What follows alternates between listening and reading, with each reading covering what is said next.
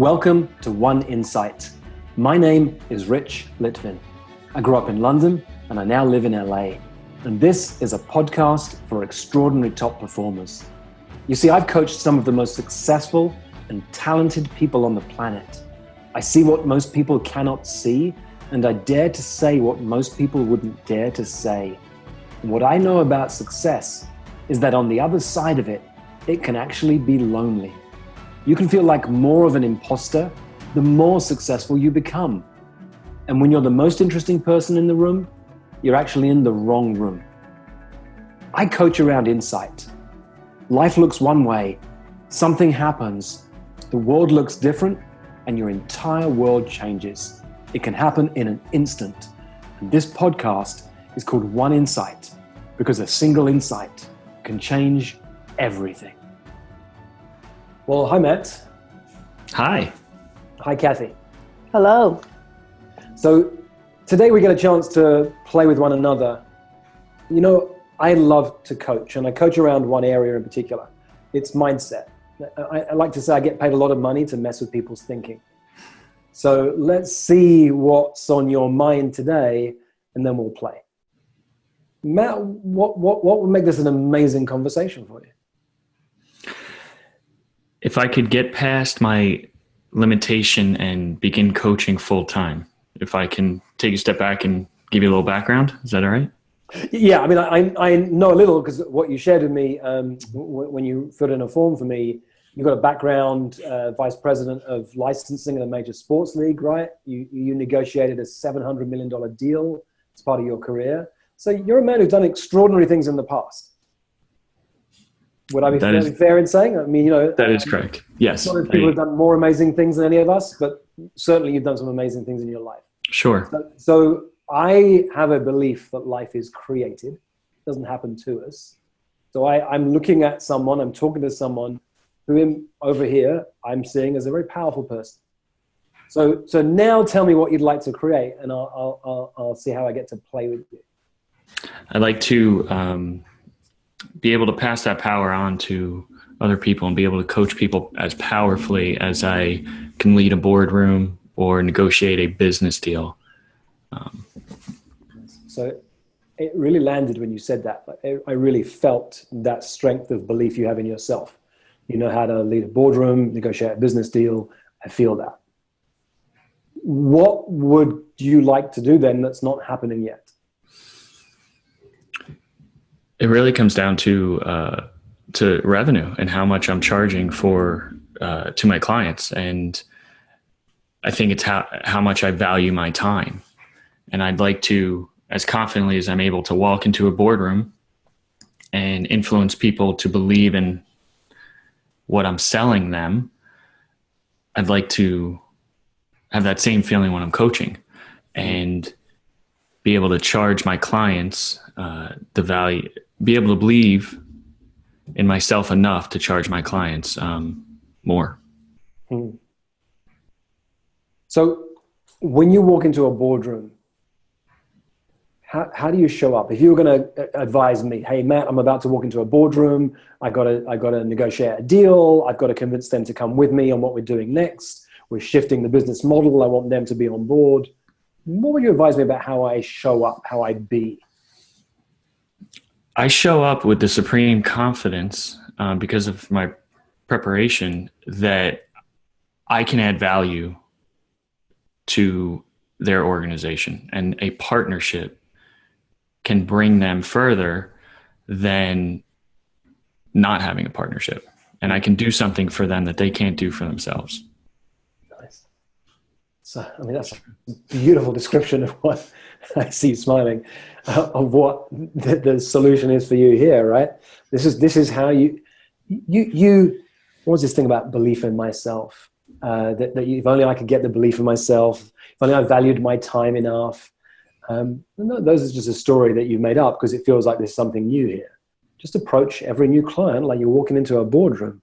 You have supreme confidence in, not in the fact that you're a new coach or what you'll charge, but that you've got a track record going back years of knowing how to do extraordinary things.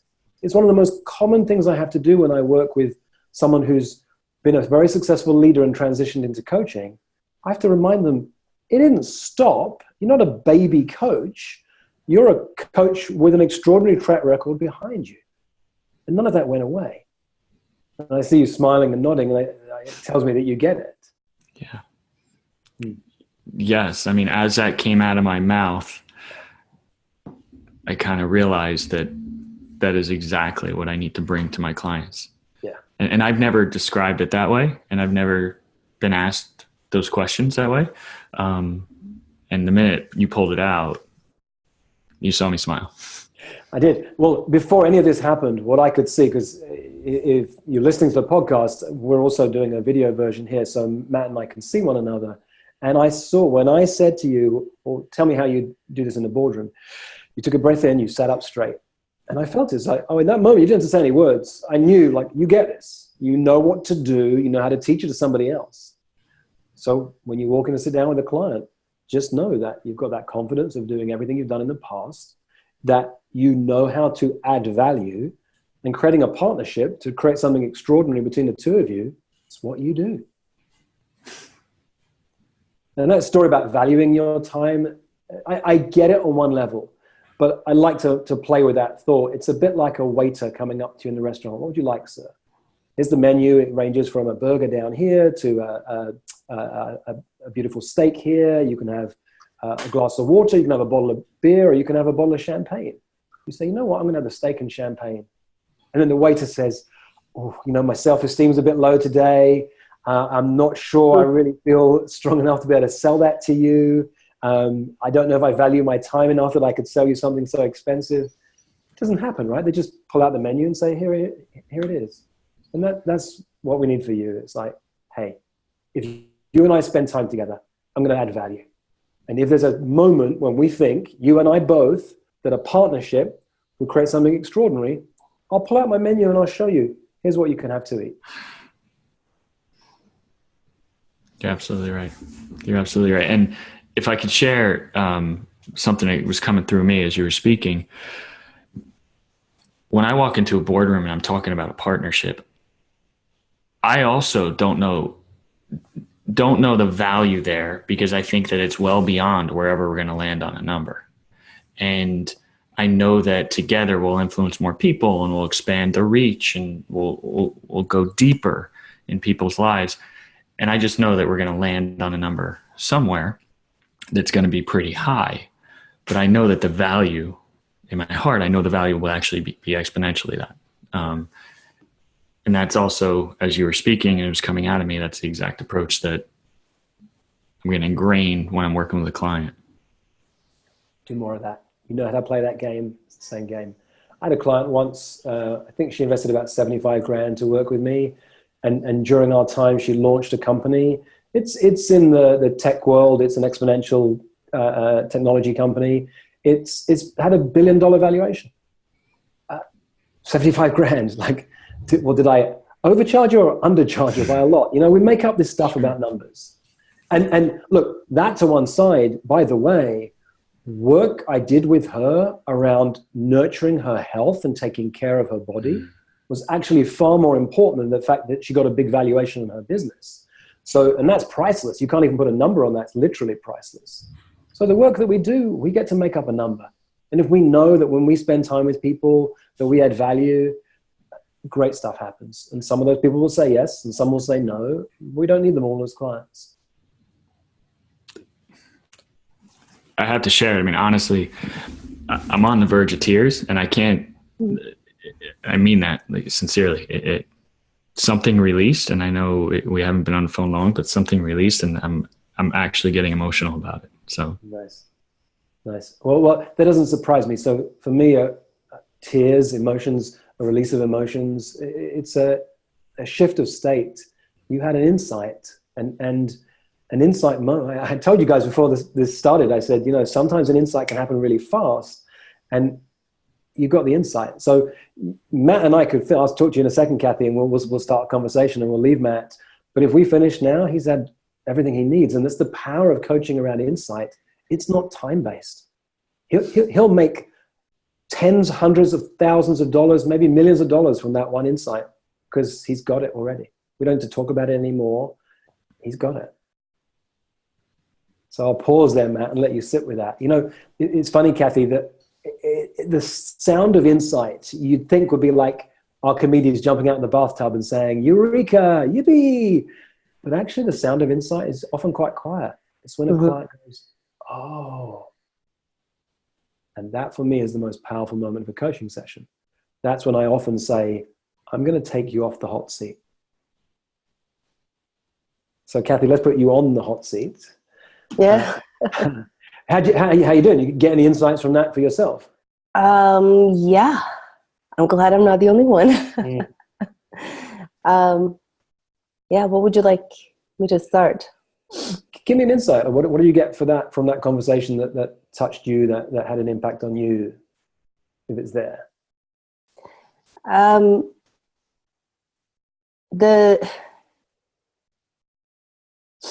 Let me say it in my own words in what I was going to ask. My thing with coaching is I always come from a place of service and compassion and knowledge sharing. And the minute I learn something that I feel like it impacts everybody, I need to like be on rooftop and talk about it and say, oh my God, this insight. Let me share it with the world.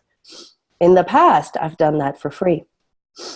So in the past, it was just my pleasure doing so.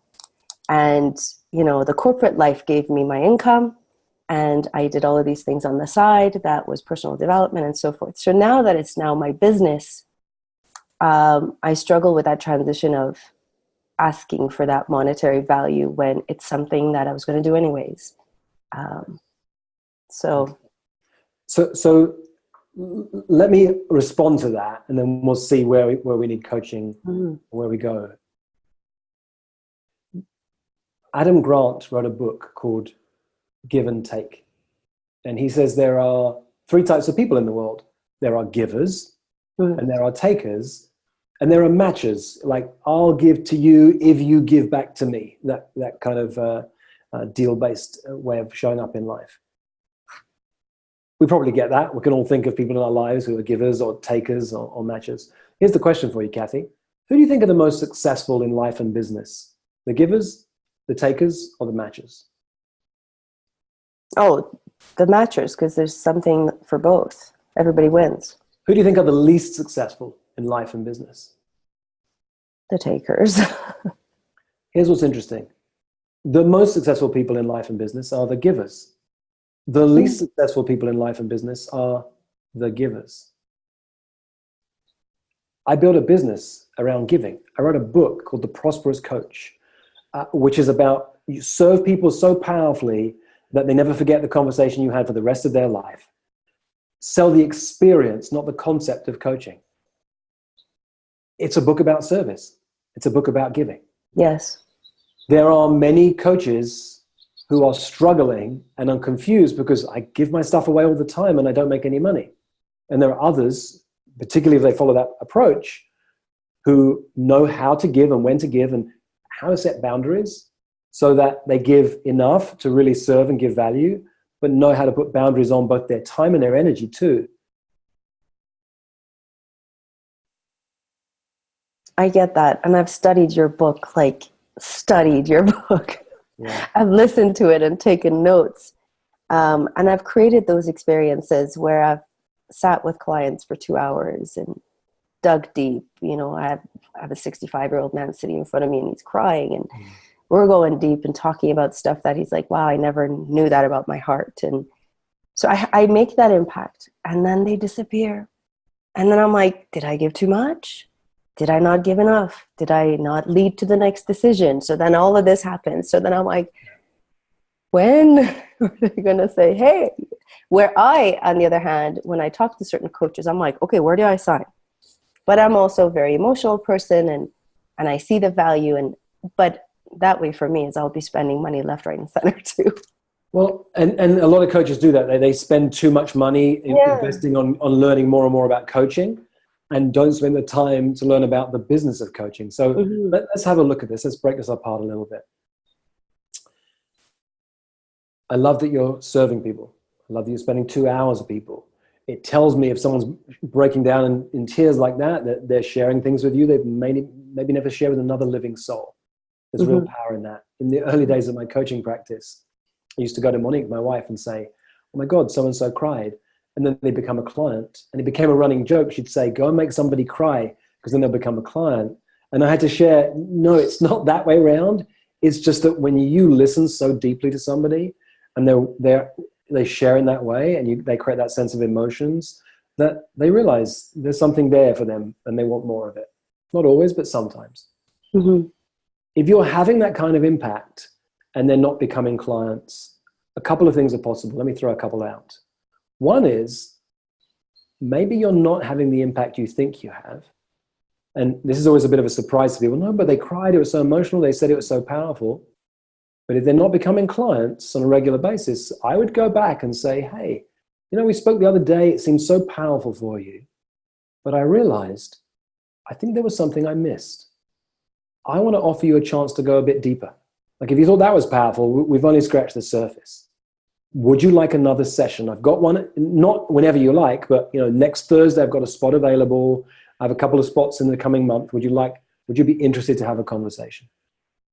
It's a lovely way to give value again, but to take them deeper. What did you miss? You can even ask them that. Hey, what did I miss last time? What did you not share? What were you hiding from me? And you can find out, like they'll tell you. And they might say nothing, but ask them and see what happens. It's a way to take them deeper than you've gone before. I always play out in my mind that if they're not saying yes, it's because I haven't served them powerfully enough. That's not always true. There's all sorts of other reasons. You know who your most powerful competition is? It's not either of us on this call or any of the other coaches out there. Our most powerful competition is the status quo. It's hard to make a change. I'm trying to work out right now and get healthier and fitter than I've ever been. And I'm working out with a coach. And I'm supposed to be tracking my food and not eating snacks. And it's really hard. Like it's only hard because I'm not fully committed to that. Like I'm enough in shape that I feel okay. And where I'd like to be with the 6-pack or whatever it is, like the work that's going to take, I'm not yet committed to that. I think I am. I dream of it. It's like great to have that kind of body, but I guess I'm okay with the body I've got. The status quo is okay with me. Another thing that happens sometimes if you're a really good coach, Kathy, is they get afraid. Yes. You give them no more excuses.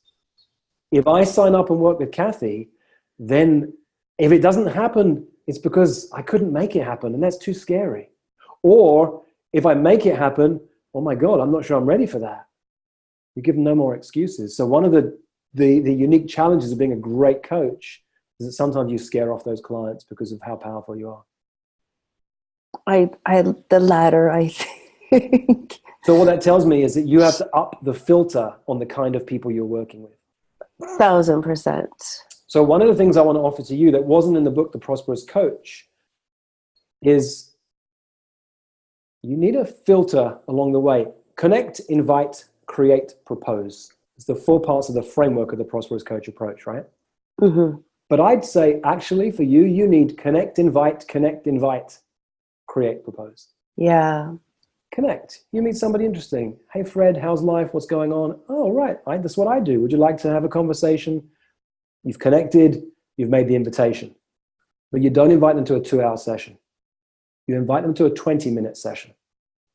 Sounds weird, right? What can you do in 20 minutes? Well, A, you could do quite a lot. Look what happened with Matt. But B, you're not trying to do a lot.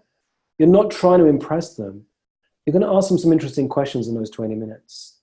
Hey, Fred, tell me what's going on. What you said you wanted to have a chat. You know I coach. Like, what's up in your life? What would you love to create? If you called me in 3 years' time and said life is amazing, what would you be telling me? One of the most powerful questions to ask at that point is, what have you done about this? If they say, nothing, like I've just been my dream my whole life, I've never done anything about it, they're not ready for you yet. If they say, oh my God, I'm reading about this all the time, I've been journaling about this, I had 3 coaches over the last 3 years, I've invested in going to courses, all right, maybe you and I should have another, and that's when you can offer, how would you like to have a 90-minute or a 2-hour conversation? but it's a filter before they come in, because you know the power. I really get that in you, of the work that you're doing. You're just not filtering enough. You're getting people who are not ready to say yes if they've had the impact of you. And especially the type of clientele that I have, it's adults with ADD. So some of them are not ready for that transition to, embrace strategies and tools because they've lived with it all their lives and they have their own struggles and so forth. And some are ready and they're actually thriving in their professional careers and need to move forward. But like you said, they're also afraid of that change. They're afraid of the fear of success. Look, I mean, the reason if you sort of caught me pausing as I was hearing you say that, do you know the percentage of entrepreneurs, successful entrepreneurs of ADD, right? So it's not, and these are big risk takers. Maybe you need to frame this around risk. Not for every coach. Yeah, I saw that. You catch that. Yeah. Not for most coaches. It's the kind of, they want to, take away the risk. For you, it's like, this is going to be risky for you. But what I get about you is the importance of taking risks. These are your people, right? Yeah. Thank you.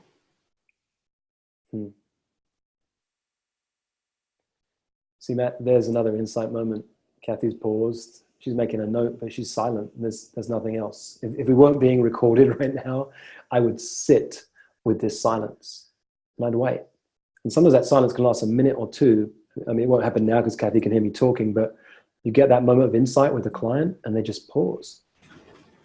And they pause and they pause and they're thinking and they're planning it out. And sometimes they look up and they go, oh, thanks, I'm good. And sometimes they ask a question. Go ahead, Matt, what you got? No, I was watching the interaction, and to your point, I could see what would land with Kathy, and just where those moments were. And your comment about our most powerful competition is status quo really hit me, and really framed up things for me. That was very powerful. Nice. You can literally say that to your clients. You can say, one of the things I've seen is that what stops most people signing up with me is the status quo. Let me explain what that means. And then they're like, oh my God, that is me. Or if they're not ready, they're not ready. I think we're there, guys. I mean, again, it's emotional for me. You did nothing but create excitement in me. I mean, that really, almost like I just want to sprint, and I kind of want to go try out my new wheels on my bike, and that's kind of what comes through. And I got something when you were with me, but watching you with Kathy as well. And Kathy, thank you for sharing so openly. That actually helped me as well. So nice. It's funny, Matt, I have $100,000 clients, one-on-one clients, and people sometimes say to me, well, what do you do with those clients? And I say, well, the same as I was doing when I got paid $10 a month. I've got a bit more experience, but exactly the same. And often, the more senior, the more successful the person I'm working with, they really get, they're not investing in the time we spend together. They get an insight and they're like you, like, okay, I'm ready. I want to go off and put it into practice. So... Can I ask a question? Please do, yeah. When it comes to, so one of the ways for me in looking at clientele and going after this clientele is to do public speaking. In the public speaking realm, though, that's when I struggle. It's like I get up, I tell my story, and I walk away, and they're like, oh, great speaker. Wow, what a story. Because I have a story to tell. And then... it's crickets. Yeah. Do you want to know why? I can tell you why. Because a lot of coaches do this. A lot of coaches are great speakers, or they want to be and they learn to be. Sounds like you've got a powerful story. You move the room. Do you get on stage and talk about coaching? No, I'm telling a story about my life. Yeah. But if you don't talk about coaching, they don't even know you're a coach. They think she's a great motivational speaker and they want to hire you again as a speaker. Yeah, no, I don't want that. So I got invited to an event a while back, and as a speaker on a stage. And I'm a pretty good speaker. It's not my main thing, but I'm pretty good. I said, look, I'd love to be there. I like your community. I like your audience. But that's not my zone of genius. My zone of genius is coaching. I don't want to do a 20-minute speech. Give me an hour.